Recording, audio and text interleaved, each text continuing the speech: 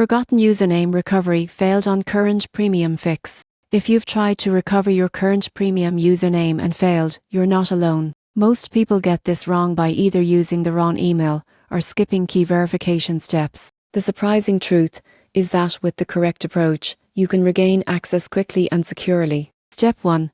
Open the current app and tap Forgot Username. Enter the email address linked to your current premium account. Current will send a recovery email containing your username or a secure link to reset your login credentials. Step 2. Check all email folders, including spam, junk, and promotions. Recovery emails often land in unexpected folders, so don't overlook them. Avoid sending multiple recovery requests rapidly, as this can temporarily block your account. Step 3. If your registered email is no longer active, gather important verification details such as your full name, date of birth, recent transactions, or the last 4 digits of your card. Contact current support directly with this information to expedite the recovery process. Step 4. Once you've recovered your username, store it safely in a password manager or secure note. Enable 2-factor authentication to add an extra layer of protection, preventing future login issues. Following these steps ensures you regain access to your current premium account smoothly.